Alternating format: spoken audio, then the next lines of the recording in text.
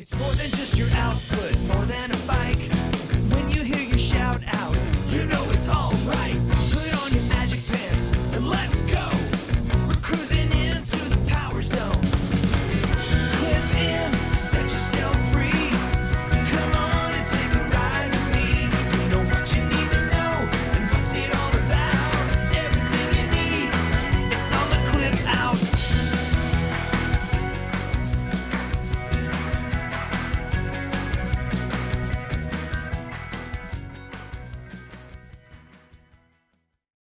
Welcome to the Clip Out Podcast, episode 337. This is Crystal O'Keefe. And this is Tom O'Keefe.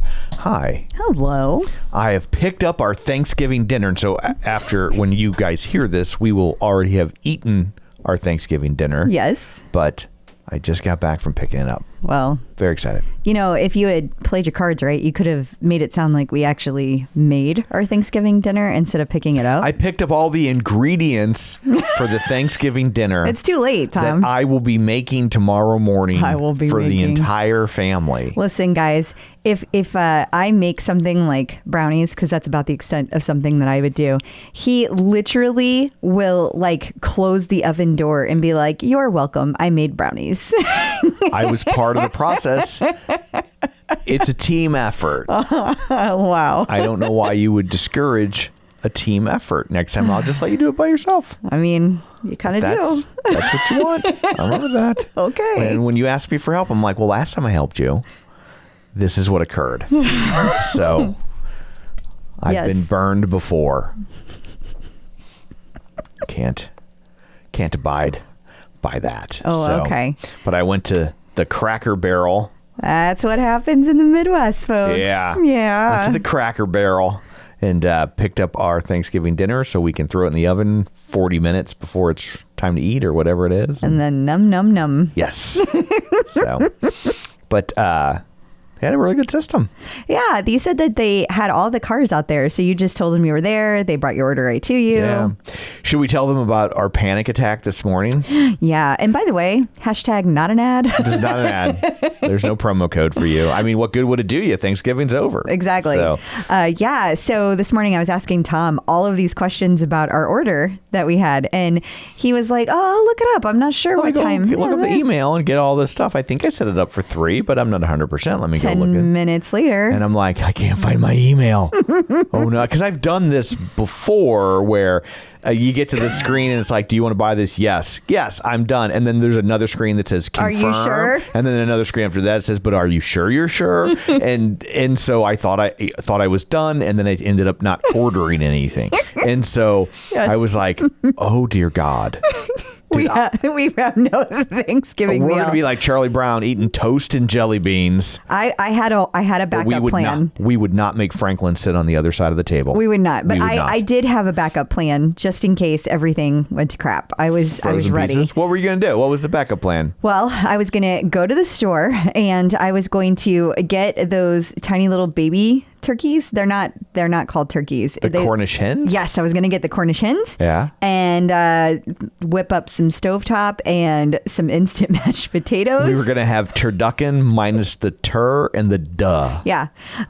So I figured I was the duh. And then they always have still like a frozen pie. So like I was ready. Okay. You know, I could have pulled it together had we needed to. I was like, frozen pizzas, here we come.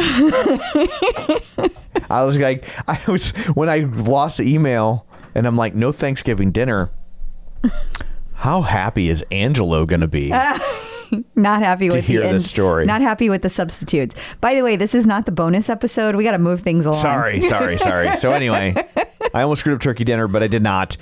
I had accidentally deleted the email and I found it in my trash and everything was okay. And we have dinner and we will have eaten it by the time you hear this. So also, side note, Tom deletes emails faster than anybody I've seen him, which is how it ended up in his trash. I have no doubt. I think it went to my promotion folder and then I just missed it. Is what I think happened. So we should remind people that we've got a new book club coming up on December 12th. We sure do. 7 p.m. Central, 8 p.m. Eastern. For those of you who are used to us saying Eastern time. This is this is our last one. Did I give you the wrong one? This is the last one. This is not the correct one. Yeah, Evie Drake starts over. Oh, I've just been reading it so long already. I'm like, that's the next one. It is. That's how else would I have known the date if it's not on the thing in front of my face? I wouldn't have. That is fair. Wouldn't have had that committed to memory. This is me we're talking about. Yeah, well, I almost threw away Thanksgiving dinner. I haven't been sleeping well, so I've been reading this every night. So I'm pretty much done. So yeah, I felt like I'd moved on to the next book. Yeah. So I'm so sorry. Evie Drake starts over by Linda Holmes, and it is Evie Drake. Sorry. Not Evie. No, I said it wrong last time, but they in the book they correct it right out of the gate. Gotcha. It's Evie. So I was just letting you know. I like when books do that. When someone has a non-traditional name. That's why I won't read fantasy stuff. Like it's like I never know how to say anybody's name when it's like Cornelia Star or something like that. When it's like Verlasamith. I'm just I don't what literally in fantasy novels. If that happens to me, they have no name. They become nameless. And that's what I do. And then I'm 100 pages in, and I'm like, no name, just turned and stabbed no name, and because and you're he's like, mad wait. because he found out that they had secretly collaborated with no name, and I'm like, you gotta address it like I did when I was dating, like army guy or tennis guy. That's how you got to do it. What was I? I don't want to say. Well, what was I? Mr. Perfect. I'm blushing. Am I? So that explains why you just call me Tom now.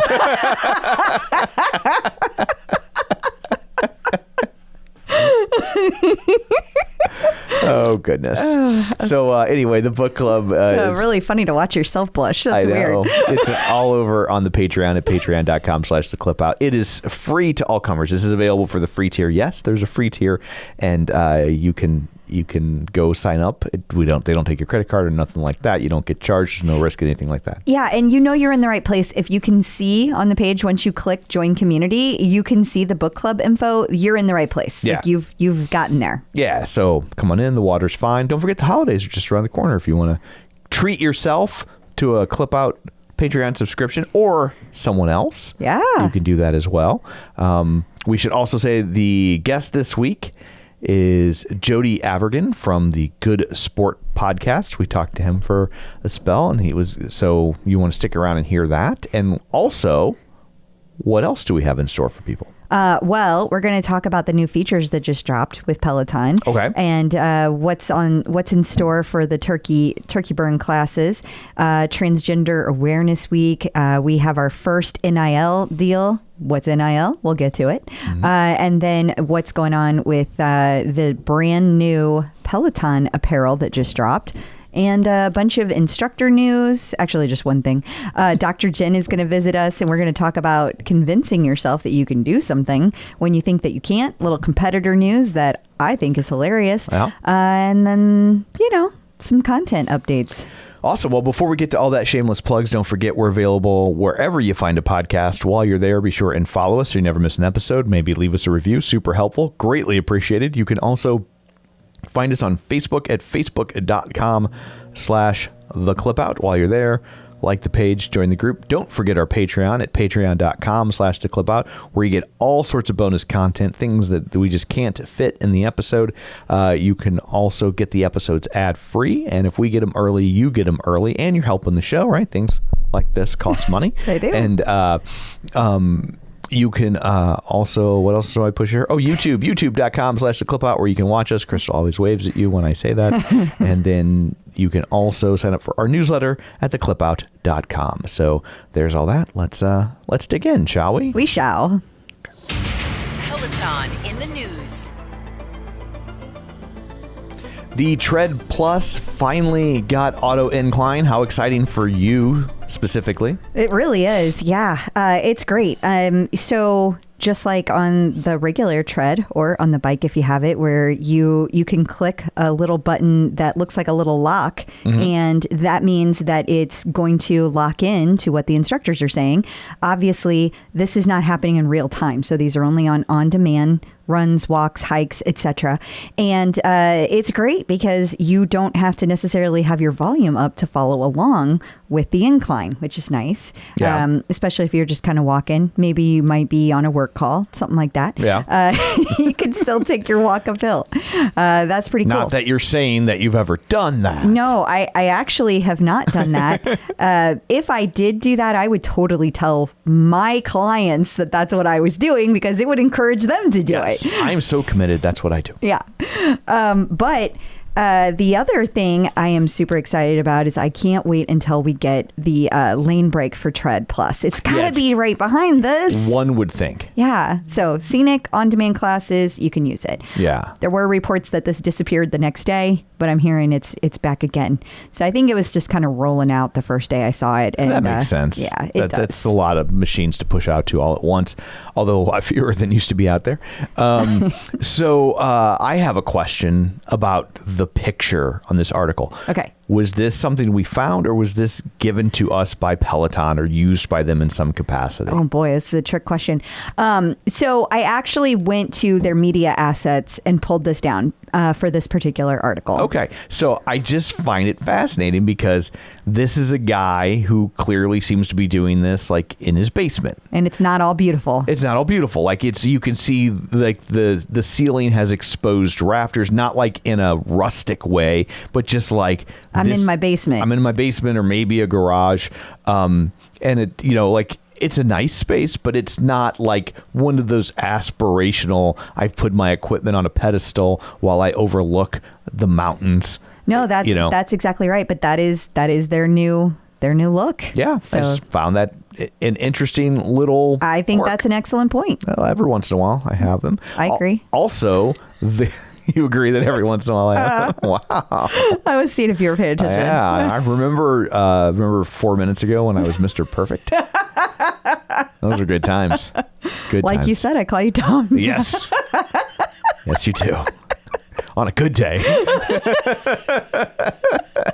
So the guide also has a new feature. Yes. Now it tells you, like, if it's saying you have like 8 reps to do, right? Right. Well, it tells you that you got done with however many reps that you were supposed to do, and it'll tell you how much time is left. So it gives you a certain amount of time to do your 8 reps. Mm-hmm. And then if you get it done faster, it rewards you by saying you got it done faster. Yeah, I'm hoping that this will be helpful going forward in classes that do like AMRAPs and things like that. Mm-hmm. I think it might be like step 1 of using this technology for So like AMRAPs. it just goes on to the next thing and you don't have to sit there for 40 seconds? Well, no, AMRAPs are as many as you can in a minute. But when you do as many as you can in a minute, right, then you get a rest period before you move to the next one. So I think that could be helpful to somehow use that technology later on. Gotcha.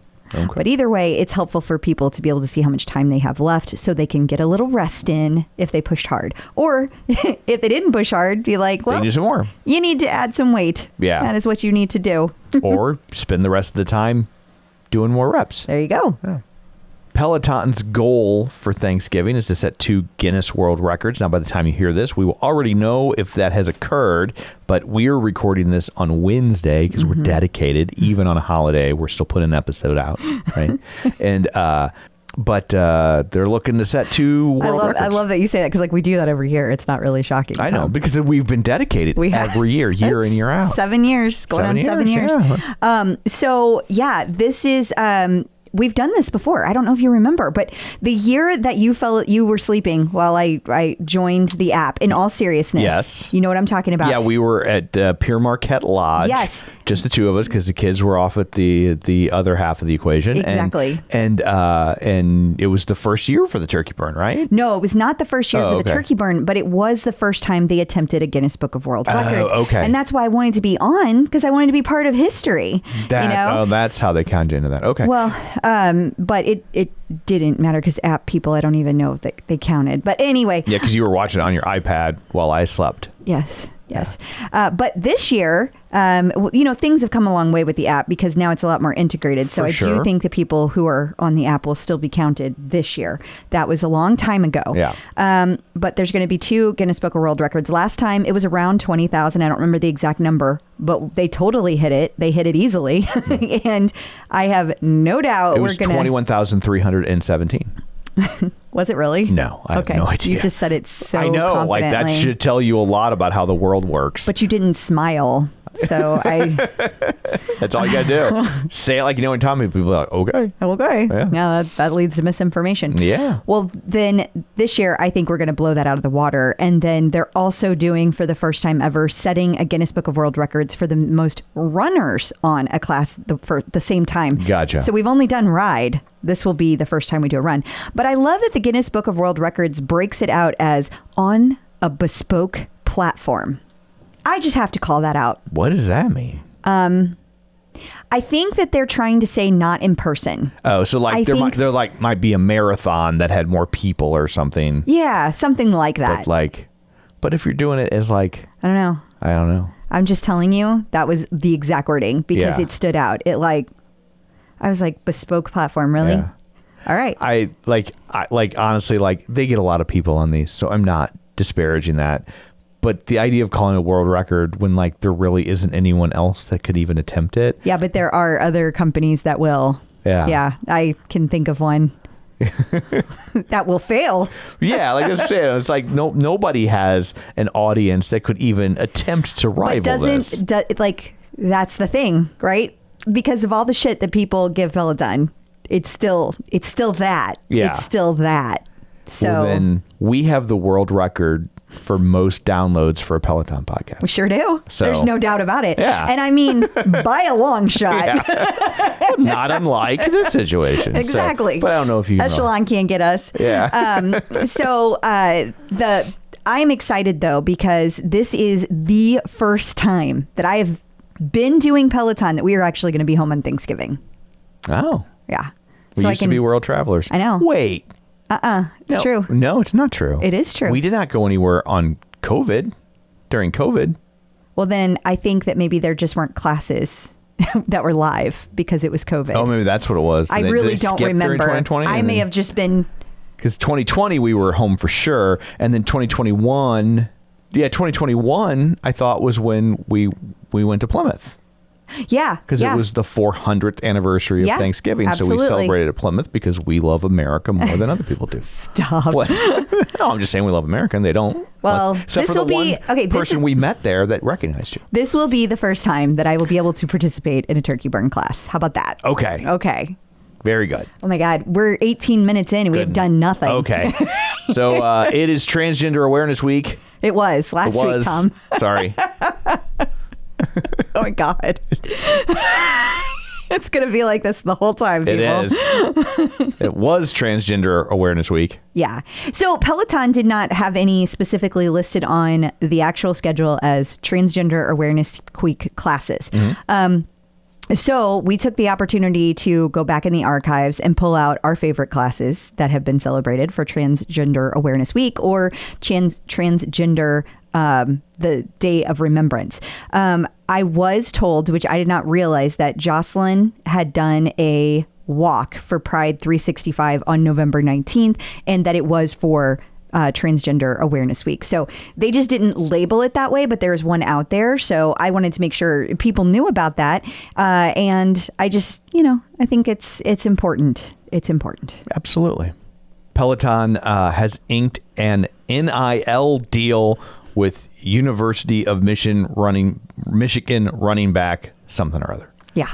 I'm sure it's a very big deal. Well, I think his name, people. Yeah. Oh. It's in the article, but Blake Corum. Okay. Yeah. I know nothing about sports, even less so about college sports. Yeah. Well, I asked Helper B, Nikki. Well, actually, she just knew instinctively. She knew all the things. And she knew we would struggle. Anything we're about to say, if we get it wrong, you should yell at Nikki, call me. I'll give you her home phone number. And if we get it right, give her all the credit. And if we get it right, it's because we just know these things because we're very smart.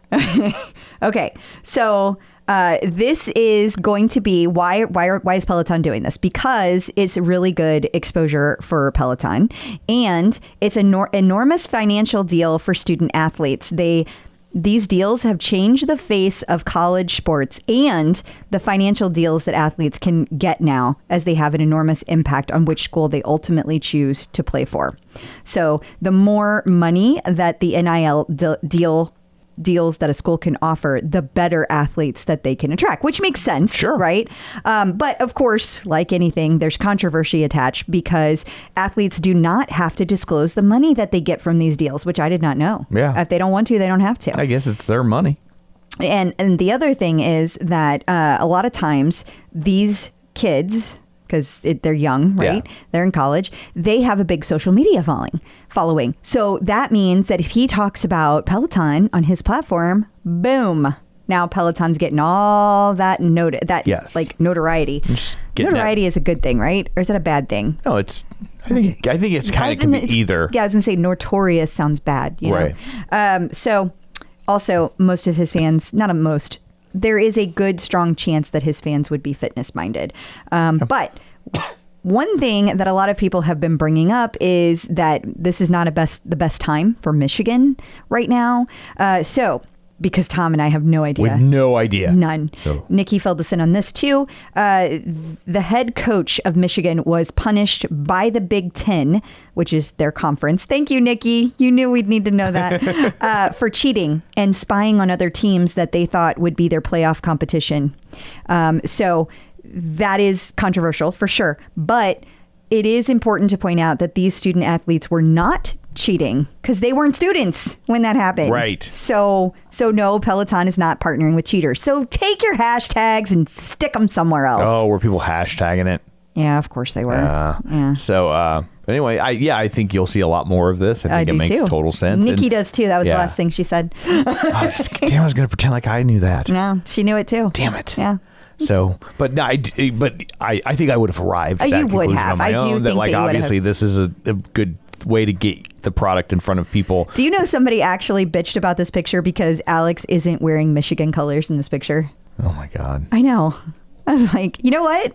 When you guys, never mind. I'll save my soapbox For the Patreon episode. Yeah. That's where we really go off. That's where you'll hear what I have to say about that. If you want to hear Crystal tee off on somebody, Patreon episode, I get it for free.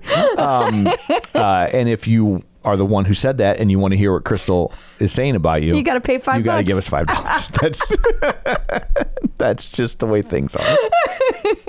Made to Move tour is hitting Germany and Austria. Yeah, so this will be the first time we're seeing events happen in Austria. Yeah. So that's worth noting right off the bat. But also, I think it's great that they've had this big tour that just occurred all over different places that Peloton is. Right. And the German instructors, they went to Germany, they went to Berlin, but this is going to be a lot more spread out. They're going to hit a lot more places. So you're going to be able to meet the instructors. You're going to be able to try out the equipment. You're going to be able to buy stuff. Like it's going to be fun. Plus, there's all these little activations that are going to be happening. Like you get to play games and have a chance to win.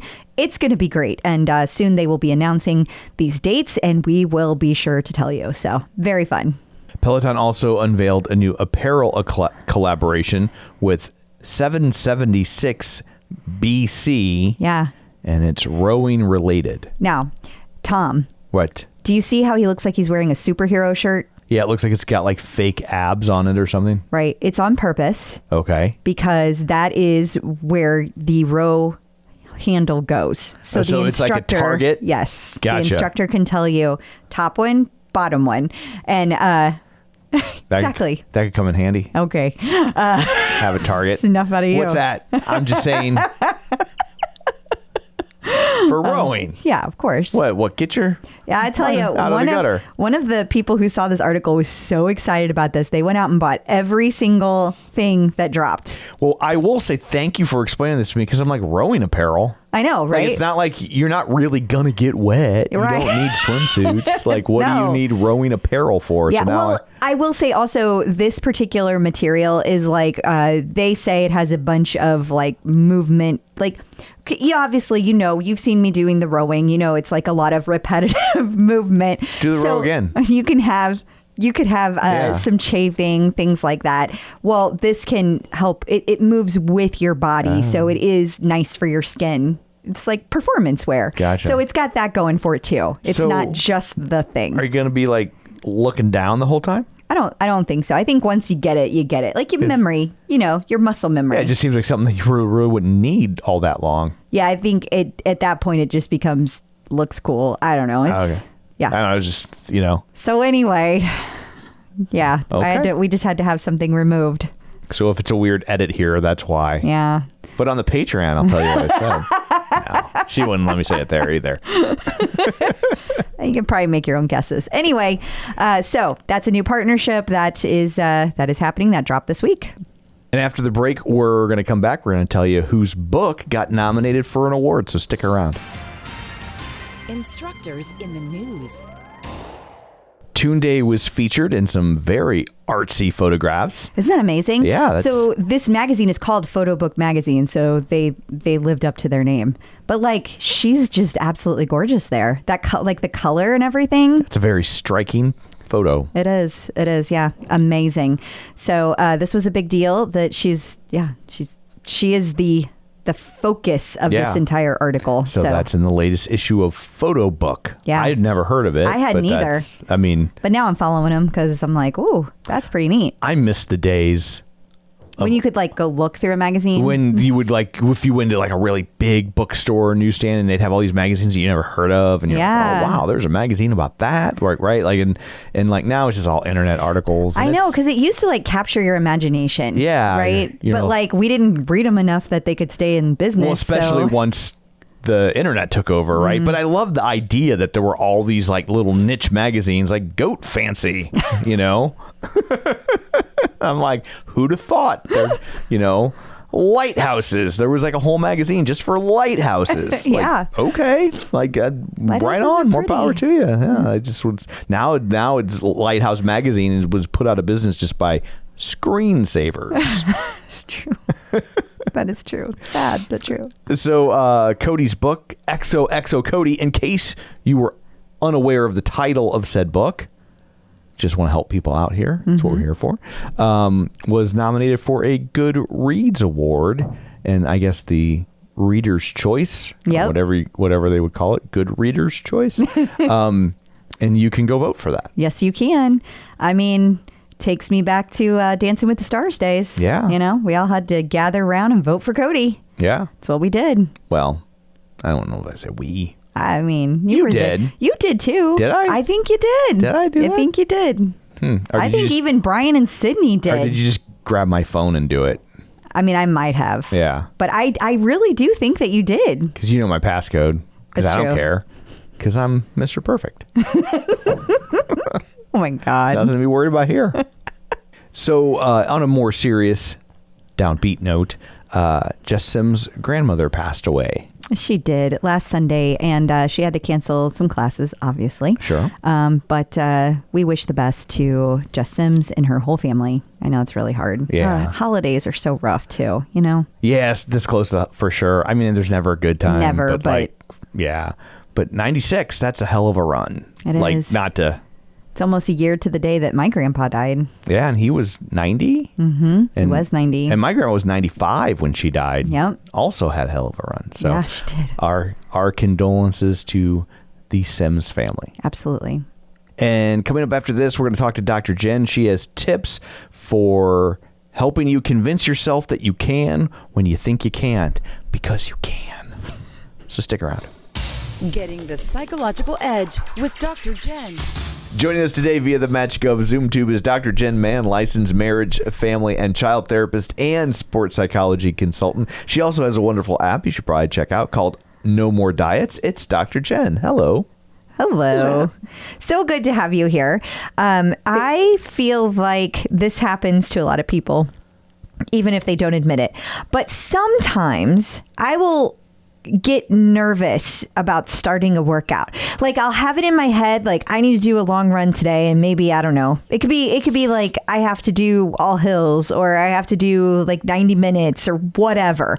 And I'm afraid that like I'm going to fail, or I know that I'm going to be tired at the end, and I may not feel amazing. And so I start like getting really nervous about it.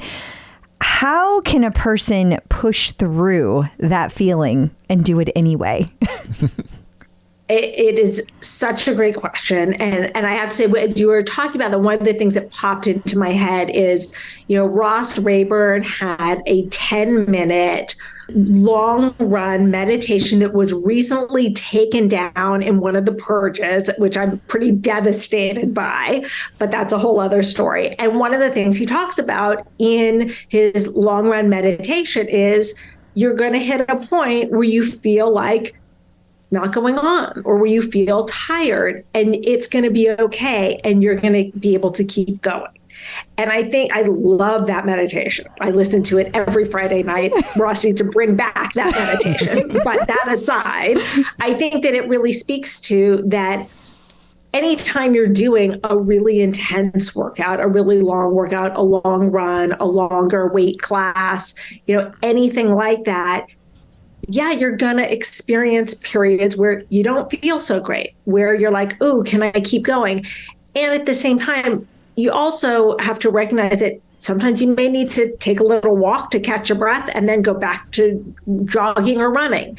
And that finding kind of what is that balance, and this occurs more and more as you are more athletic and know your body better over time.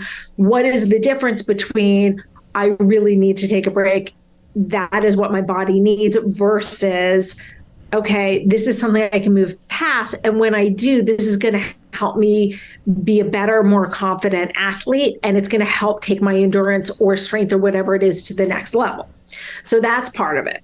But to go back to answering kind of the beginning of your question of like, what do you do when you're about to start that tread class or that spin class or that row class or whatever it is, and you're nervous, can I do this? Can I get through this? The first thing is you want to change your self-talk. Okay. And you want your self-talk, you don't even have to believe it to be, I can do this. I'm going to get through this. I'm going to feel so amazing at the end of this workout. I'm going to feel such a great sense of accomplishment. That shifts your energy right there.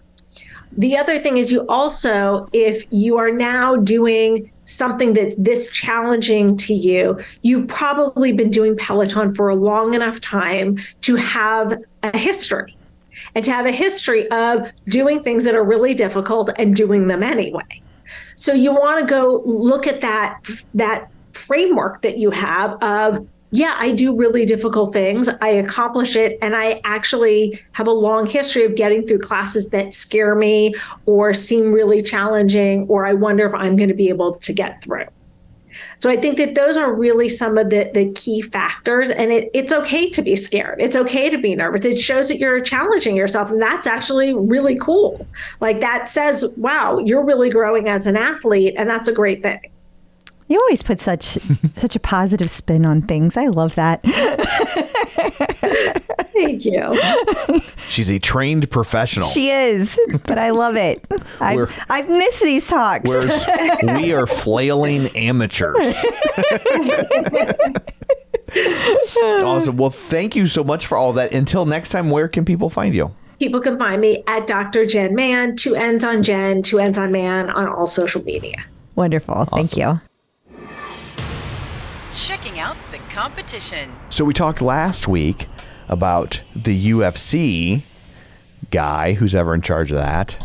And he was... I guess it's Dana White. He was all upsetified because Peloton 3 years ago didn't want to advertise on a show. And so he's really sticking it to him now, 3 years later. Well, my favorite is they replaced it with Echelons. And then, yeah, so the update on that is they replaced the Pelotons with Echelons. My guess is because there's only a month left in the fiscal year, and they didn't have it budgeted for anything decent. So they were like, I guess Echelons? Yeah. I got a Black Friday deal at Walmart. We could buy a couple over there. Yeah. But, I think this thing is funny. And I think that like people that are getting riled up over this are really funny because no one is reporting on the fact that it's 3 years old. Like no one is saying that. It's driving me crazy. Yeah. Like, because it happened, because he said in the interview that it happened like because they were concerned about their IPO, which is a long time ago at this point, and a totally different regime. And now he's decided to take a stand. I'm just like, oh my God. We're trying to get clicks all over it. Yeah. Yeah. These are the same people who are worried about everyone else getting triggered. Okay. All right. Okay. Enjoy your Echelon, dipshit. Peloton artist collaborations. So there's a new artist series coming up featuring Take That. Yep. What? So it's a British band. Okay. But it had Robbie Williams in it. So. Okay, because I was like, I thought Take That was a boy band, and then I'm looking at this picture, and they're all grown up. They're very grown up, and then I thought, but it was a boy band from a while back. Yeah. So I'm like, that would make sense. But like, even the boy bands, like the other boy bands that you see present day photos of, like. They still have that look. They still have the look of a boy band like New Kids or Backstreet or 98 Degrees, O-Town. They still look like they're boy bands, even though they're in their 40s or whatnot. And these guys look like it's like an alt-rock hipster band. Yeah, I was confused. I was like, who is this? And then people were telling me, oh, it's the one with Robbie Williams. Oh, okay. First of all, I didn't listen to any boy bands, so that makes sense. I was not the demo. My boy band knowledge stops with the Monkees. Yes, that's pretty much where mine stops as well. Because of me. So, yeah. But they did like a whole video like leading up to it. They were talking about their artist series and stuff. I think that it's one of those things where it was, I think Take That was a lot bigger in the UK. I think so too. Here. Yeah, for sure. So this picture cracks me up though, because like, when I saw the picture, I was like, this is so bad. Like, this is so, like, bad about how the human brain works, right? Oh, boy. Because I saw the picture, and I was like, Take That. I'm like, I don't remember that, but, like, this looks like a band I would listen to. And then I was like, oh, wait, no, it's just a modern-day picture of a boy band. And I was like, I would not listen to that. And it's just so funny that the picture, I was like, it looks like an alt-rock band. Like, it looks like they could be like the Lumineers or something. And I was just like, oh, I might like this. And then you were like, never mind. Like, oh, no, it's just a weird picture of a boy band. Okay, never mind. But Robbie Williams isn't in this picture, is he? I have no idea. I thought he was the one in the middle. Maybe he is. But I honestly don't know what Robbie Williams looks like. So. I thought I did. But the guy on our left is Bob Ross, right? No, Bob Ross has sadly been passed away for many years. Gotcha. Because then I thought maybe the he other has a one, little squirrel in his pocket. I don't know. I thought maybe the other one a little squirrel. was a happy little tree. I don't know. That could be. Yeah. Also, we should say that it's not officially announced yet, but like we can tell that there is. It's like out there. It's on the schedule. It's on like the we're schedule, not telling stuff that we're not supposed to tell. Right, but there is a Kiss artist series coming up. I'm sure probably to coincide with their final concert. Yes. Well, and we'll talk more about this next week, but they're taking over the whole city of New York. It's pretty cool. They've got activations all over the city. It's neat. Cool. It's really neat. Awesome. Yeah. New content. Okay, let's tackle the TCO Top 5. Every week we ask you guys to chime in, tell us which classes you like best, and then we repeat them for all the people that didn't chime in so they know things that they should focus on. Well, I have to first own up to something. Okay. We read the wrong one last week. Whoops. I thought it was familiar, and it was from August. So it was. August. I don't know what happened. Yeah, Darcy doesn't know what happened. I'm sure it was my fault. Like I probably like copy pasted something wrong. But yeah, I don't know how you copy paste from August. I don't know. I don't know what I did, but it's been a rough week. Yeah.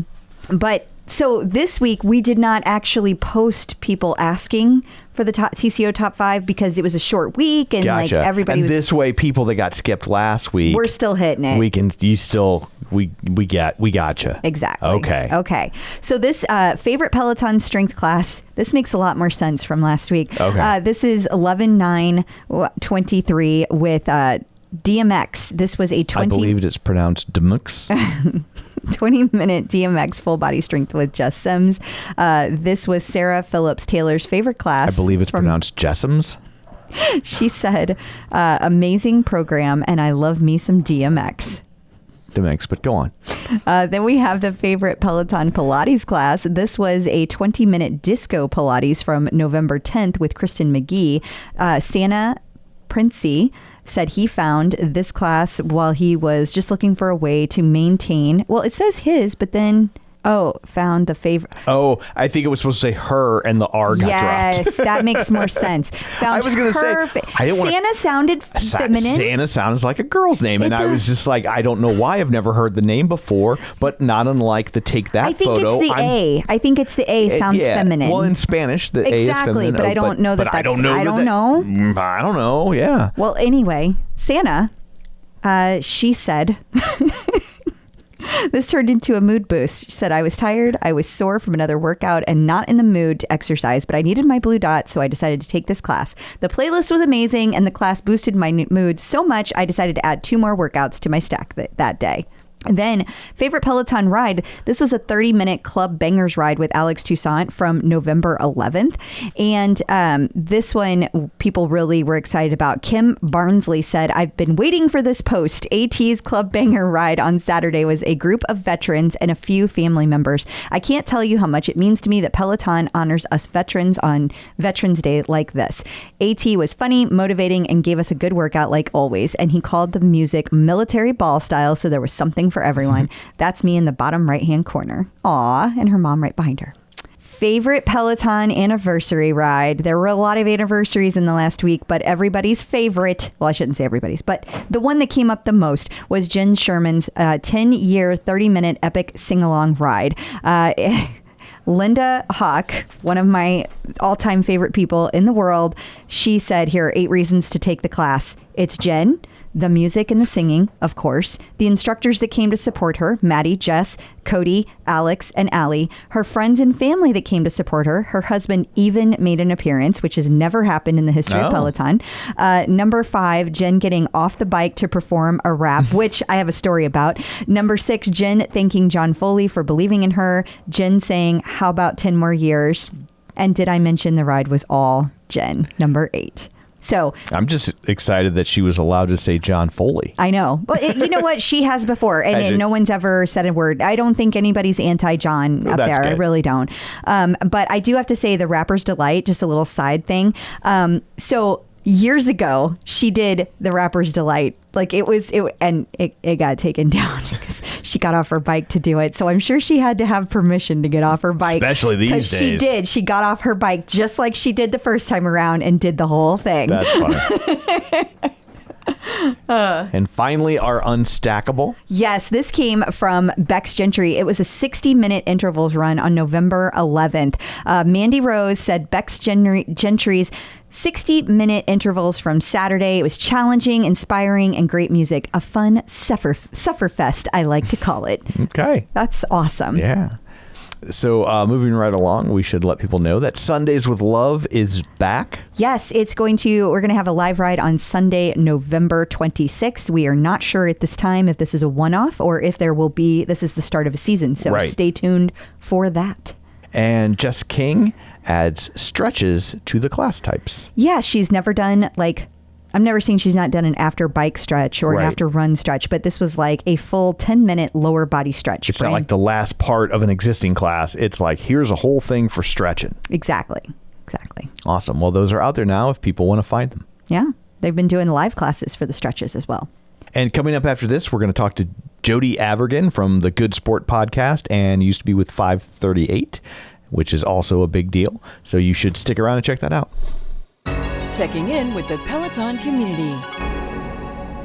Joining us today via the magic of ZoomTube is Jody Avigran. Hey, Jody, how's it going? I'm doing quite well.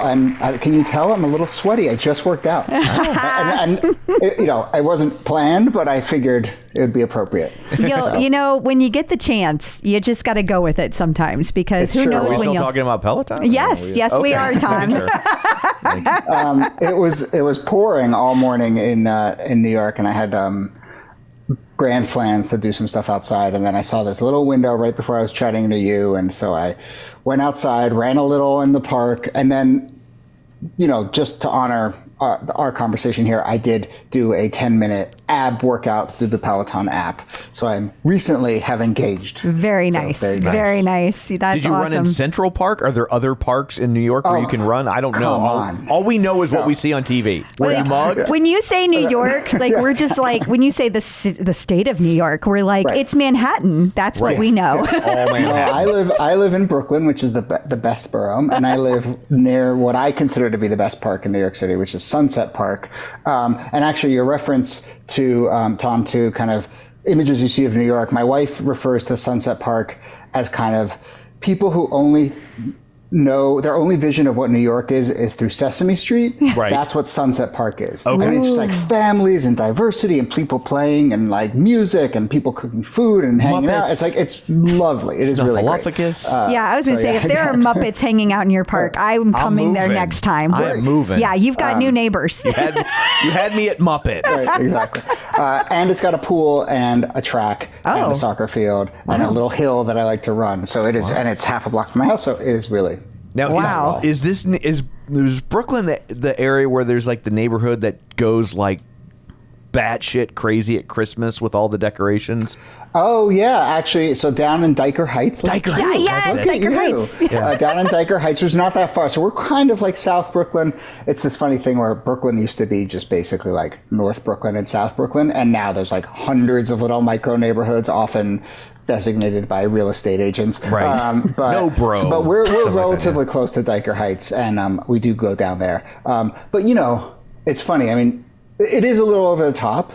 Yeah. But I feel like, you know, and for New York City people, it's a huge thing. Sure. But I also think for like a lot of suburbs, that's just like table stakes. Like what happens in Diker Heights. Like, you know, I mean, like we have one or two neighborhoods that does something, but nothing like what you see there. Right. No. Especially when it's like everybody. Like it would be intimidating to buy a house in that neighborhood. pressure. I feel sorry. you Are see there the one or two holdouts and you're like, what's going on here? Well, But I just assume they're Jewish. But potentially. yeah, I was like, I would hate to live in that neighborhood if I was Jewish. Like I'd be so singled out 25 days of the year. But it is very fun, and it's very mobbed on the weekends, but we live close enough that we go down during the week, and this is exactly where I expected this conversation to go. This is what we do. This is what we do. Yeah, you never know. Yeah. This is rabbit holes. We're good at them. Sometimes at Christmas time, real quick, what I'll do if family's over and you're always like, what to put on TV because you want the TV on, but you're not really paying attention, I'll go to YouTube and I'll pull up walkthrough videos of Diker Heights and just let it play on the video. Because they're like 2 hours long of people just strolling through Diker Heights because there's so many amazing houses. And then we there. all play, ooh, I wonder how much that one costs. How much that house is. And then we go to Zillow and we're like, this is why we don't live in New York. Yeah, that's not a game. It's just not a fun game. It's like, that's like 5 McMansions in our neighborhood. Yeah.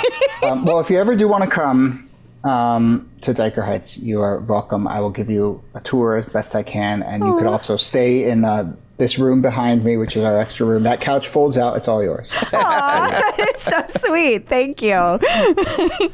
So, Jody, how did you originally come across Peloton and like bring it into your world? You'll be shocked by my answer, which is it was a pandemic thing.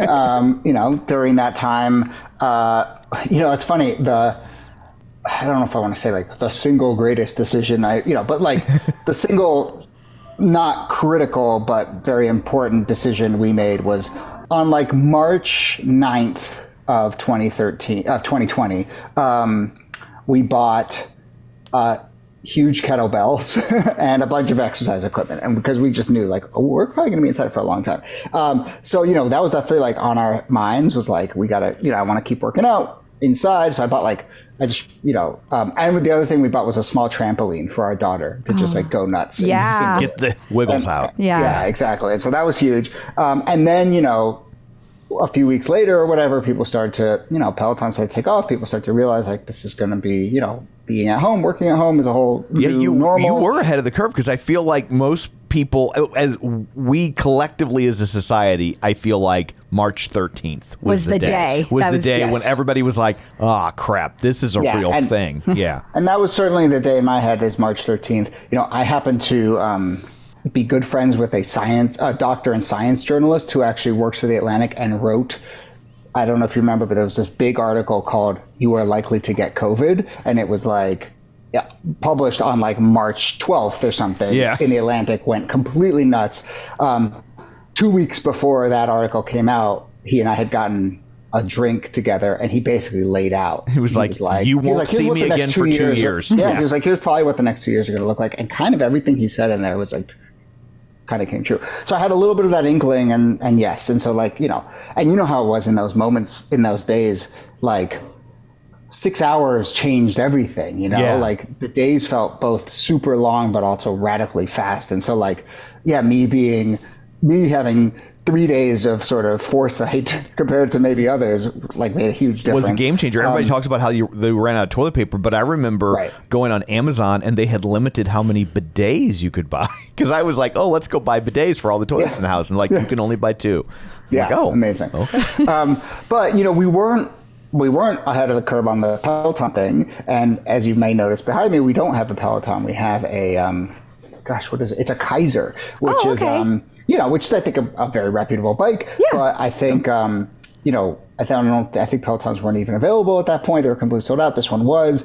It was not. This was closer to like midsummer or so when we got it in. But yes, and so now, my Peloton existence is I use the app, but I use a different bike, and, I make it work. Yeah. It's allowed. It's allowed, yeah. It's a judgment-free zone. People get really... The Zoom just like cut off, right? Yeah. He's like, oh my God, they take Peloton really seriously. They just hung up on me. I was going to say, people a lot of times they get... I feel like it's better than it used to be, but there used to be this real kind of like classist douchebaggery about you're using the app. I will say I was part of that back at the very beginning when the app was first starting to take off. But in fairness, the app was really bad at first. Exactly. Yeah. Like you couldn't do very much on the app. The app was, when the app first came out, they used to call it Beyond the Ride. And all you could do was some yoga and like a few classes. Like it was not the beautiful thing it is today. So it was really about the hardware of the bike itself and the integration there. Exactly. Right. Whereas now, I feel I don't have a leaderboard, I guess, and I don't have, I don't have like the deep integration into the stats and so forth, but like my watch connects to the app, and so I can see my heart rate and I can see the time and all that stuff right in front of me. I just don't have that sort of interface on the bike itself. And then the other thing is, I think a lot of people who are in my position have probably noticed this, but I'm somewhat caught up and a little sort of inconvenienced by the fact that like Apple and Peloton don't want to play nice with each other, because it would be quite nice to have my Peloton rides show up in my Apple Fitness thing so that I can keep all of my kind of, when I go for a run, I put on the Apple Fitness thing, and when I do other exercises or I lift or whatever, I track through that. But then my Peloton rides don't show up in there, and so I have slightly different. Yeah, I think it's just like corporate sniping, but I think because mine does work. That's so weird. I don't know if weird. I don't know if that's something to do with bike specifics. I don't know. Well, what I think it is that maybe the information is going, since you have the bike and it's integrated there, it's going straight to Peloton, whereas I have to sort of route it through my watch, and my watch won't kind of hold the fitness app and the Peloton app at the same time. They won't talk to each other. So I don't know. Maybe I'm wrong. Maybe if listeners know a hack for this to get I do know that when stats into the same app, that'd be great. I do know when I go for a run outside, I have to open up Peloton first and start my class. Then once the class is started, I can go to my Apple workout and do an outdoor run. But I have to do it in that order or it will not work. Right. So maybe I just learned how to do it, right? Because I have no idea. I've been sitting here hoping that it would just kind of turn on or do its normal thing of like, oh, you're on a run, great, boom, But maybe I have to. Okay, well there you go. I'm gonna write this down. You've solved a big problem for me. That's great. Remove this pause in editing. So now, have you always been into fitness? Like, have you always been like a person who's like a workout because we're not, like Tom and I both aren't. So I'm always curious about that. I have, yeah. I played sports my whole life. I would say I have a very like long and evolving and sort of good relationship with sports and fitness. And I've done a lot of, journalism and stuff about that.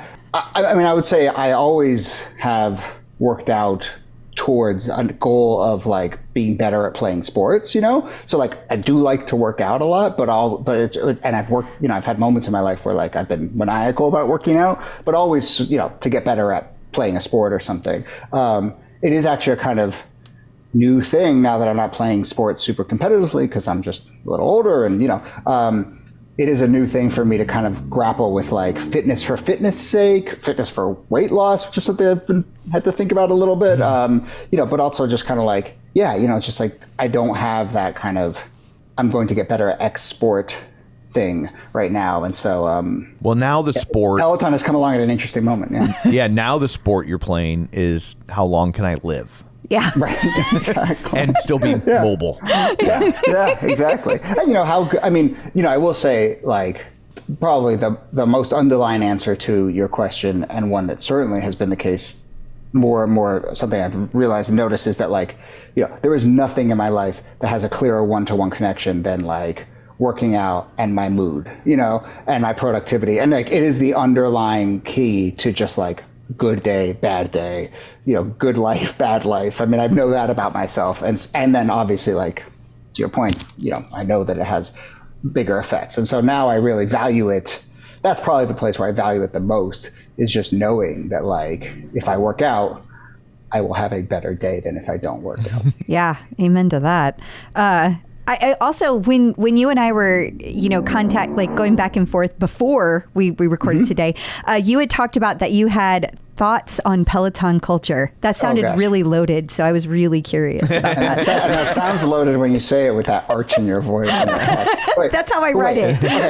Okay, so maybe this gets us there, but I do want to actually ask you the question that I think led you to invite me on the show, which was something I posted on Twitter, which I will just hopefully you have an answer to. But I have long been curious when I'm on the app and I'm doing a ride or whatever, and they do those shout outs. I never get a shout out because I'm never doing it live. I'm always doing it, some other random time. But when they do the shout outs to the riders and they're like, so-and-so on their like 35th, 100th ride, or they're like 9,000. I mean, like, the numbers are like insane. And I've like stopped riding and pulled out my calculator and been like, wait a minute, like, what's the math on this?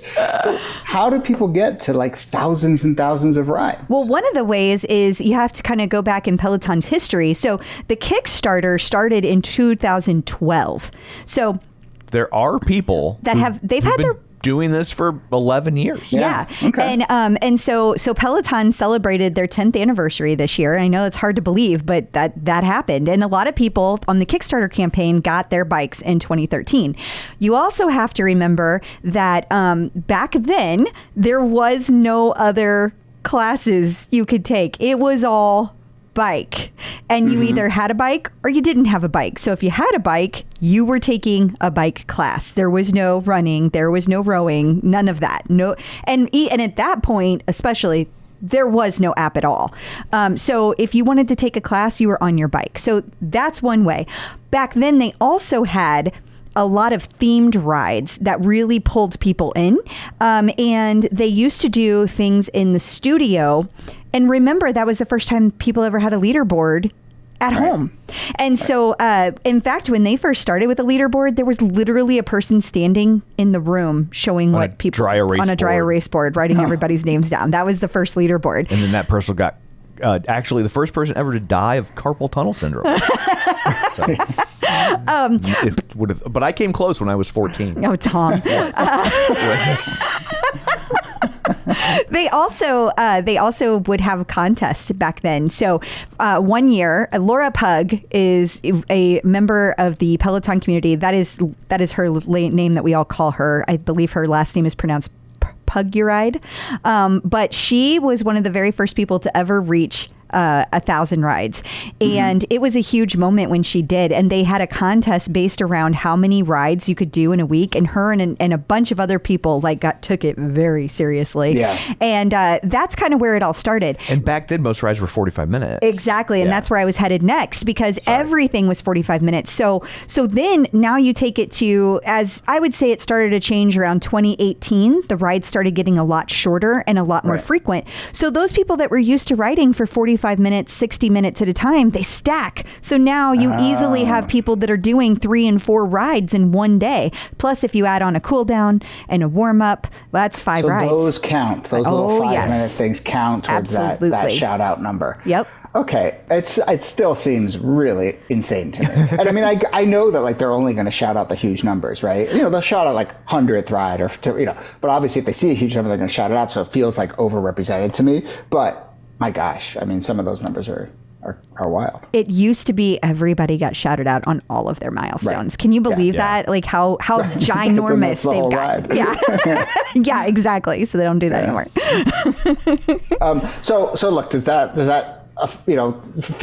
flow into ideas about the culture? Sure. I mean, no, a little bit. Like, I mean, my like I use the app to like get sweaty and ride, and I like have certain people I like and ways that I like the rides to be structured, and I kind of I get into it and I find myself, but I don't really like watch the names. I don't really like know anything about the larger community, and I've often like found myself in other fitness environments. Like I did CrossFit for a long time, and I had that kind of like, this is a slippery slope towards something a little like that people are really like turning over their entire lives to this thing. And I just kind of I like the workouts.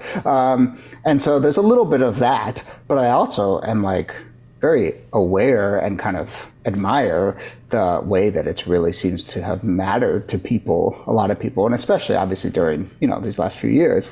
It's like community in the truest sense. And, I mean, look, I've done a lot of work and a lot of thinking and a lot of, and I've, built a lot of my communities through athletics. And so I kind of, I'm not going to disdain it, but it is this interesting thing where I kind of see like that whole world of culture off there, and I'm just like, yeah, great, have fun with that. I'm gonna like go over here. You're like, I get it, but I also kind of don't. And the cool thing about it is now it feels like you can really approach Peloton regardless of where you are on that line. But I will say that like for somebody like me who is never athletic, never got into being able to work out on a regular basis, Peloton engaged me in a way that nothing else ever had. And it became this huge thing to me because it changed my life in so many ways. And I think a lot of people found that since they were able to work out at home in a way that they were able to keep doing consistently, it became a community to them in a way that other places couldn't.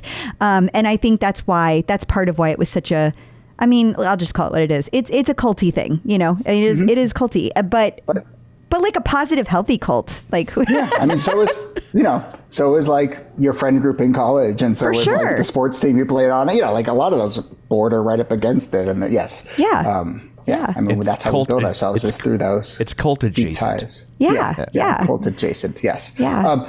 And so, I do think that I probably am more like kind of, I mean, even in prepping for this, I was just thinking about like, well, I do have like people I like on it and ways that I like ride. I like it when the instructors do this, and I don't like it when the instructors do that. And I kind of like when this, so I do have opinions and kind of things that I'm attracted to. But I've had occasionally people be like, give me your name, I'll find you on there. And I'm like, well, why? I'm just working, like I'm going to work out and you're going to work out. And then like, we're going to, if you want to like get coffee, let's do that. But so yeah. So you're not the guy that's like joining somebody else riding a ride together. You're like, no. I wouldn't even know how to do that, to be perfectly honest. I could teach you if you were ever interested. It's super easy. Taught me one very important trick today. So. Yeah.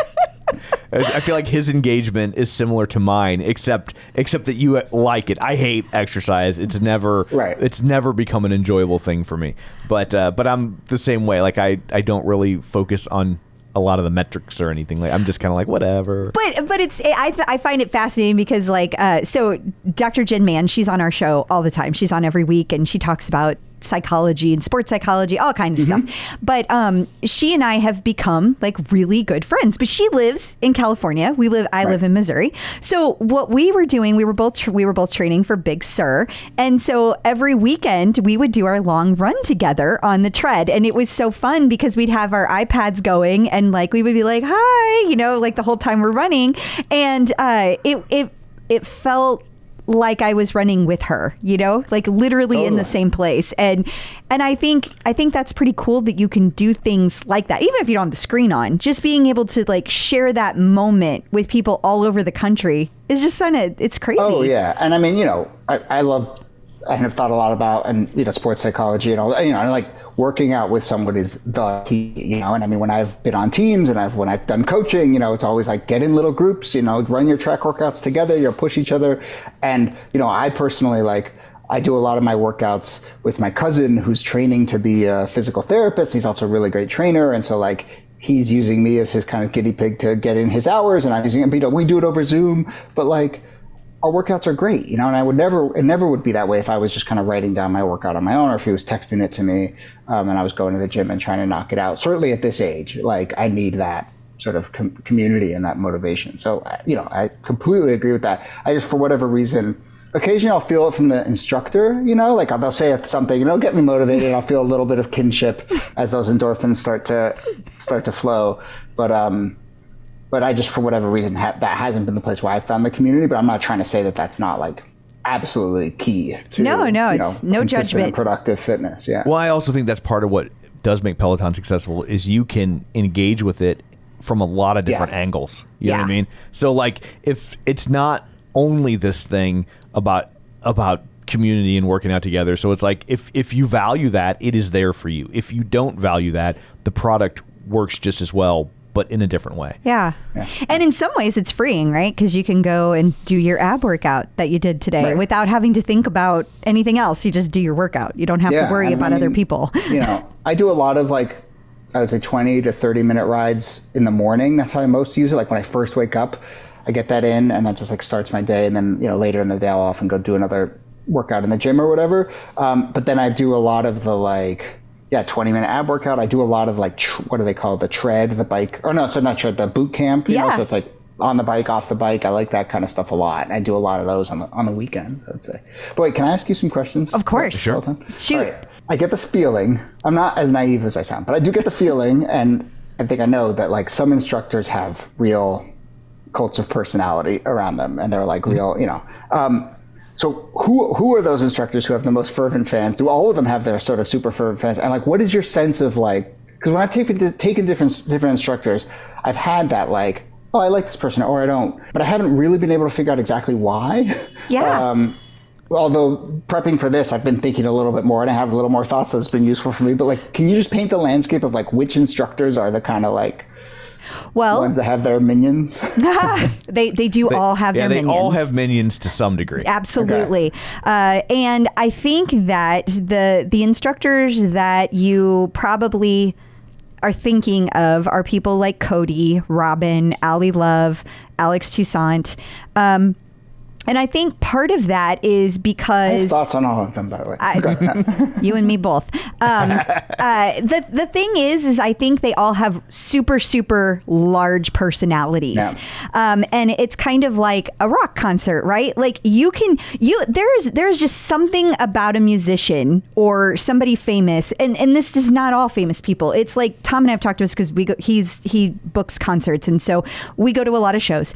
And there is something about a person who has that charisma. They can walk on stage and they don't have to move.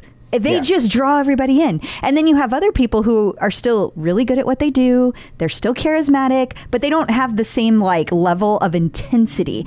And I feel like Cody, Robin, Allie, they do. And they also hustle really hard to go to a lot of events, do a lot of PR, do a lot of sponsorships, things like that. So I think all of those things come at it. I know Allie as the in-house announcer at the Brooklyn Nets games. That's one of her jobs. And I was like, wait a minute. Oh, it's that? Wow, interesting. Yeah. And I always found her to be a very fascinating person at the Nets games, weirdly low-key. Interesting. But also engaging and I don't know. Yeah, it's hard to do that sort of in-game shtick without reeking of desperation. Yeah. Right? And she's just I think I've admired her, but been surprised because usually it's you expect someone super cheesy and over the top, and she's just kind of cool and almost disaffected in a cool way, right? I don't know, but yeah. It's a tough line to walk. I love her as a Peloton instructor, but I think she's a super compelling and talented person. Yeah. Well, I will say, I think every instructor that Peloton has is super talented in many different ways. Like it's a huge like umbrella, because you have some people like Jen Sherman is one of my favorites, because she comes across to me on the bike as like, and when I've met her in person, she's just so genuine. Like she remembers all of her fans. Like if there's so many classes I've been in with her where she's like, oh, hi, so-and-so. And she hasn't seen them in 2 years, but she remembers their name and things like that. And she just makes you feel like you're her friend that you went to high school together. And then you have people like Cody that everybody really, really loves because he makes them laugh. You know, it's the kind of humor. And then like Maddie Magiacomo is one of my favorites. And he's on the tread. Okay. He's on. That's probably why you don't know him. Yeah. But he's like. I'm looking at the app right now, trying to see the instructors. So I'm not distracted. He's like, I'm not ignoring you. I'm playing along at home. Yeah. Maddie is one of my favorite people on the planet. Like he is so sweet and nice. And then the funny thing is that he and Cody are really good friends in real life, and they have been long before Peloton. But they're nothing alike. Like they're kind of alike, but they're nothing alike. Like Maddie just has like a gentler delivery on things, but still incredibly funny. And I think that Tom says this all the time, that Maddie would probably be an even bigger star. I think if Maddie was on the bike, he would be a rock star, like top tier instructor that's going on the shows and He used to be what was his official, like he was a journalist on the news. He would do like red carpet interviews, things like that. And then Alex Toussaint seems to really pull in the sportsy people. Like I don't know why, because I don't like sports, not because I question him. Like I don't he is, and I get that sense too, and I've tried a bunch of workouts with him, and I would think like, and even have thought like, oh, he's probably the one for me. Like, he's just like very, he comes from a sportsy. He's like very like, you got this, very like almost aggro. It doesn't work for me. Well, it's funny. He doesn't work for me because I really like clear instructions. And I'm like, we're going to do this for this long, and then we're going to do this. Like, I like having a plan in my head. So you need Matt I like Welpers. Someone like, what's that? Who's you need that? Matt Welpers. I don't know who that is. You need Matt Welpers in your life. So the one who I've most liked, I think, is probably Leanne. Interesting. Hainsby, who I think is just like pretty clear and like, has a good personality. Maybe it's just like a British accent will just do it for me every time. Like, because I just took a class. Actually, just took right. And then I just took a class with this guy Jermaine Johnson. Oh my God, Jermaine this guy's great. And I'm like, well, maybe it's just the accent. But Toussaint, he's just like I just feel a little lost at sea every once in a while. I'm like, wait, what are we doing? How long? Where am I at? Like, when did the change happen? I feel like, that's like my least favorite thing. It's like, oh wait, did I miss a change? Were we supposed to have gone up? And there's times when he'll just like stop riding and yell at you for a while. And you're like, wait, what's happening? Like, and part of it is also maybe I don't have the interface that's telling me exactly where I should be. I also I use when I'm biking, I usually put on like something to watch. And so like, I do sometimes want to just like be able to check back in and even visually be like, okay, they're riding, they're standing up and they're going hard. Okay, that's what I'm supposed to be doing. And then there's times with Alan and a few others that I found where I'm like, wait a minute, whatever. That said, when I have done rides with Alan, at the end, I'm like, whoa, I'm pretty beat up here, I'm pretty sweaty. And so like, he's very effective, but it's just it's made me think a lot about, because, I've done a lot of like coaching. I've like designed workouts for people, and it's made me really think a lot about the nuance of kind of how you schedule something, how you sequence something, how you convey the information, how much information is too much. Like there's a lot of that stuff I like to think about in here. And I also think it's super personal. Like what I have found over the years is that there are usually per person, there's 2 to 3 instructors that you will love. And then, but there's one you're going to like really connect with. Then there's gonna be 2 or 3 that like are your go-tos, and then there will be others, depending on how broad your spectrums are. There will be others you like, but you don't go to all the time. And that tends to be how it works for most people. And so I have those for all different disciplines. Like my current tread go-to, as much as I love Maddie will always have the like most special place in my heart. But Susie Chan is like my favorite tread instructor these days because I think just because I feel seen by her. Like, she's in her 40s. She didn't start running until later in life. And she didn't start running ultras until a lot later in life. And so, like, I feel like I just started running when I was in my late 30s. And so I feel like this connection, and similar to what you said, she just spells it out in a way for me. Like, we're going to do this. And then it's not a bunch of cheesy stuff. It's just this, you know, these are the things we're doing. Maddie, though, if you ever want to laugh and you just want to like be in a good mood by the end of your class, you can't go wrong. You cannot go wrong. If you're having a bad day, Maddie is the way to go. And that stuff does matter. I mean, there are times when, like, you know, like Leanne or Cody will say something. Like, even Leanne's kind of like, she veers into like some cheesy kind of, you know, like, all we have is this moment, you know, be present, you know. But like, sometimes I need that, and I like that, and I've used language like that before. And there's times I'm like, yeah, okay, great. Like stop thinking about the 10 things, especially when I'm doing those rides in the morning. You know, it's just kind of like as much about a mental thing. You know, I'm trying to kickstart my metabolism, I suppose, for the day, but I'm also trying to just kind of be like, give yourself a 20-minute, 30-minute like moment of focus before you let the whatever's happening the rest of the day sort of cascade over you. And Leanne kind of reminded me to like be in the moment. Is helpful, and it works in those moments too. Well, I to me, the big takeaway there is there's probably somebody on the platform for just about anybody. And I think that you're right. There's a lot of different kinds of people that need a lot of different kinds of instruction. And they've done a great job of hiring different personality types. They haven't just hired the same instructor over and over again. They're very different. Yeah. How did So you've been a coach, you've been on teams, but you've also been a host. Tell us about Good Sport. How I don't know anything, but you have to know, Tom and I are like not sportsy people. I hate sports. I once struck out a T-ball. That's true. Yeah. You know, it is the most knuckleball of knuckleballs is the T-ball, if you think about it, right? It doesn't move at all. And so I can see that. No, that was the kindest reaction you've ever gotten. Yes, I appreciate your pity. I should also say I was 17. Right. Okay. So, you know, I've played sports like I said, my whole life. It's kind of like the place where I learned all my big life lessons, you know, and not saying, obviously, it's not the only place where you can learn your life lessons, but it just happens to be the place where I learned mine.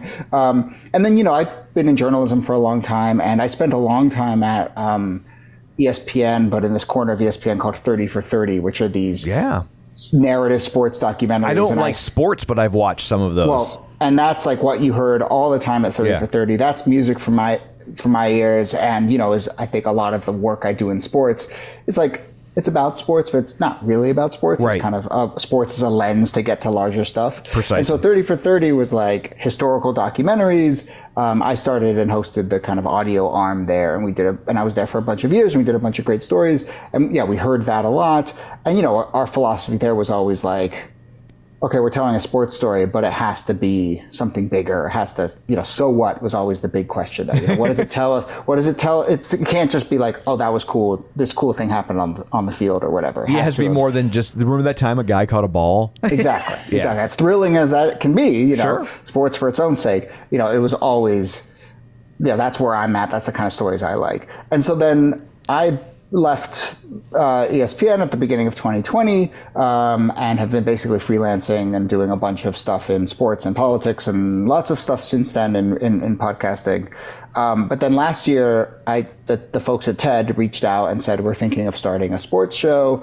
And obviously TED is very like, what is it? Ideas, right? Is the philosophy there. And so it felt to me like a chance to go even further than some of the stuff I did at 30 for 30, which still needed to be like about a story, you know, A to B to C to D, and do something with this series that was like more kind of starting from an idea or a question, or a curiosity I've always had about sports that feels like it unlocks something bigger. And so it was really satisfying for me to make this series. You know, each episode kind of does start with like, a basic question that I feel like you pull on a thread and it gets to something bigger, so we have episodes about kind of what it means to give someone opportunity and to thrive and to evolve in sports, or and give them like support, but that's obviously ends up being a story about the rest of our lives, about Right. opportunity and nurturing and coaching and all that stuff. And we have a story about stadium deals and how they sort of are this perfect representation of all the broken things in our sort of local politics. And then also, for the first time, I think in a lot of my work, I got a little more personal than I have in other stuff. And so I talk a lot about kind of my relationship with sports and how I've used sports as a lens to kind of understand things about myself and the world. And then also some of what we've talked about here, how I'm at this interesting point in my life where playing super competitive sports is sort of behind me, and I'm trying to figure out kind of what is my relationship to this thing now. Where do I put that competitive fire? How do I find community? All those things. And so it was really satisfying to make. I think it was good too. The team from TED was really lovely to work with. And we are continuing to hear that kind of classic, I don't like sports, but I like this, which is, I love that. So That's awesome. That's awesome. I do like a good sports story. He does. Just don't ask me to watch it or play it. Well, I mean, I'll tell you the thing about a sports story, and you learn this at 30 for 30, is what's the, every journalist talks about, every writer, every journalist, every movie maker talks about well, the thing you want is stakes, right? Right. And you got to have some, so you got to have a person who's going to change in some interesting way, but you also got to have stakes. And sports, it's just built in, right? Right. And it's just you're starting from something that has stakes. And, we even did a couple, I came to really love doing gambling and casino stories. And we did a couple of those at 30 for 30 because if you want to remind someone of the stakes, you literally are just you could just stop and be and by the way, there's $1.5 million on the line. Okay, moving on. And it's just instant stakes, and so it's nice. Wow. I like doing those. For sure. I know one of my favorite documentaries is the boxing, When We Were Kings. Is that what? Oh, yeah. Yeah. Oh, Well, my God. That's so good. And I couldn't care less about boxing.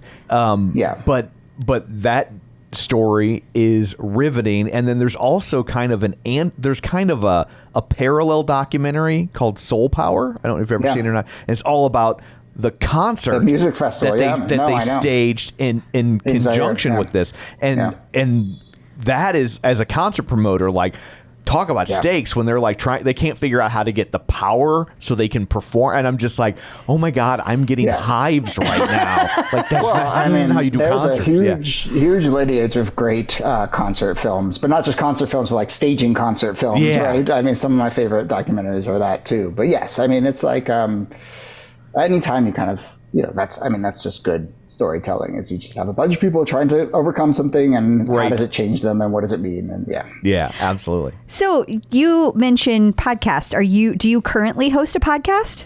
Yeah. So, I was in public radio for a long time, and then I went to this place called 538, which is Nate Silver's kind of data journalism site, and hosted a show there, covered politics.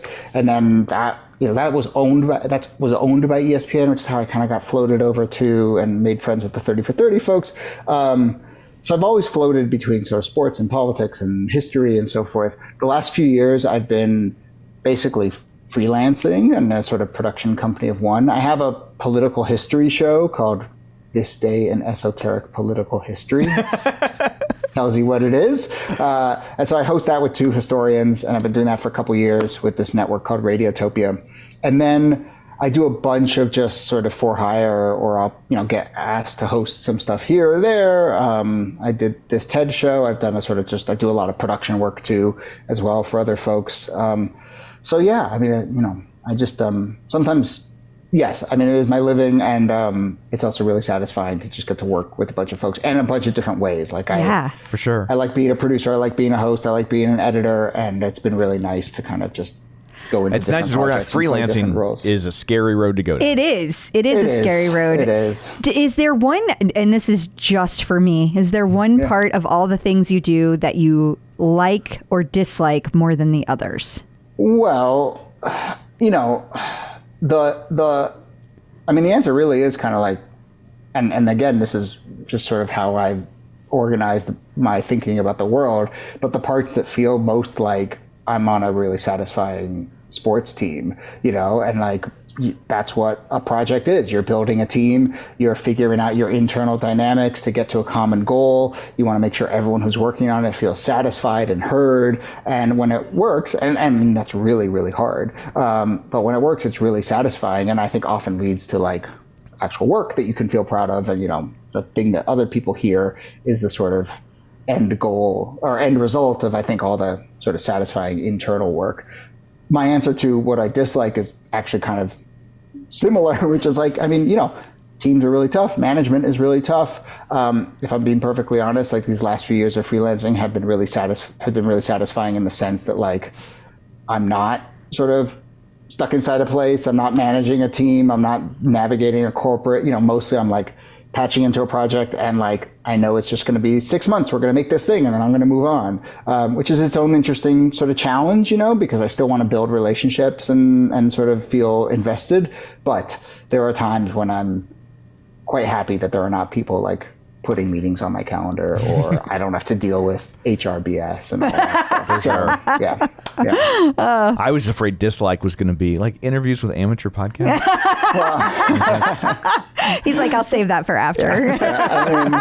Yes. Look, it's part of the job is just dealing with poor audio quality and, dealing with someone who forgot to turn on their mic or, all that stuff. But, I also have become much more sanguine about sort of what we're up to. Even at 30 for 30, like, which was a very stressful environment. It was very tough. Like we're making the stories we were making were really, really hard.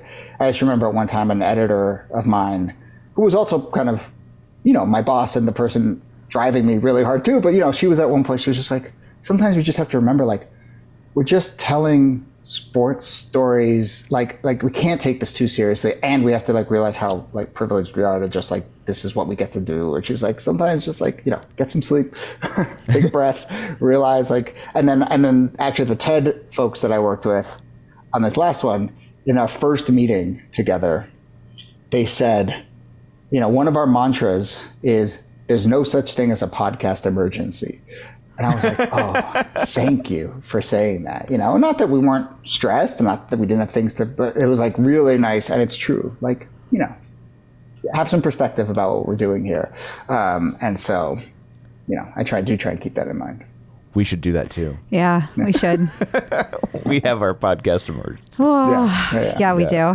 But I also think, and the reason I was asking is just because like I have a full-time job and we do all of this, and it's stressful to do both, and so it's exhausting, as you know. And so sometimes it's like whenever things aren't working or something breaks or whatever, and you're just like, oh my God, I've got like an hour to get everything done in time, and you're just like, oof. Well, yes, totally. And that's but also somewhere in there is the kind of satisfying thing, right? Yes. You set up these hard systems and then you work yourself through them, and that's what satisfaction is, right? Like just always, I often think about kind of like, I think I talk about this in Good Sport a little bit, but satisfaction is like clearing a bar that is just out of your grasp. Like no one wants the bar to be right here where you could just kind of like step over it easily. Yeah. Like, that's not going to lead to growth and satisfaction. Well, there totally you go. Yeah, but you put it in second gear, a couple decades ago. I know you're ready to just ride it out. Yeah. But no, people, that's where growth happens. That's where like the real interesting stuff happens. But it's because it's hard. So yeah, somewhere in there is that balance. But I got my start in live radio, where it was actually the case that like, if this isn't done, like this mic is going to turn on at noon, and hundreds of thousands of people are going to hear you, and you better, whereas it's like podcasting. It's like what Lorne Michael says about SNL. He's always like, we don't go on at 11:30 because we're ready. We go on at 11:30 because we go on at 11:30. Yeah. Yes. And so that has its own satisfaction too, because, I think you do it and then you move on, and it's really nice that like, when I worked on a morning show from 10 to noon, at 12:01, it was just like, and this was another big like kind of sports thing. It's just like, you got to flush it, move on, learn from the mistakes quickly, but then you're on to the next thing. And that's like a big sort of sports mentality thing too. Learn but don't dwell. Yeah. And so like, everything has its lessons and its difficulties and its satisfaction, but Absolutely. Yeah. And I will say like, most of what I do is radio stuff, but like, even in there, like your notion of like, well, I have my day job and then I also do this thing on the side, and like in aggregate, they're going to lead to like a satisfying overall picture. Like that's been huge for me to think about. Like for a while, you know, I was kind of trying to find a job that like checked every box for me. And they're not there. You know, I think that's natural, but and it wasn't there. When I realized that, like, no, okay, this job as a producer is going to mean that I'm going to like be behind the scenes and write and, you know, work with someone else and help them be better. And then if I want to like talk into a microphone and have my own project and call my own shots, then I'm just going to have to go do that on the side. And then in aggregate, the list is going to get checked. And when I realized that, like, not only did I start to, you know, satisfy all the different things, but it meant that I like kind of really loved everything for what it was. Because I wasn't sitting there on one project being like, oh man, I wish this was something else. Or I wish I could do that, because I'm doing that other thing that I want to do with other projects. And so like, I think the freelance life for me has been the kind of... It allows you to enjoy the thing for what it is rather than hate it for what it isn't. There you go. Lovely. Like that coming out of the mouth of Leanne Hainsby, that would get me going. I would stand up and just to enjoy the things. And then say done and dusted. Yes. I refuse to say that. Also, there's some sparkly bubble in there too. Yes. All right.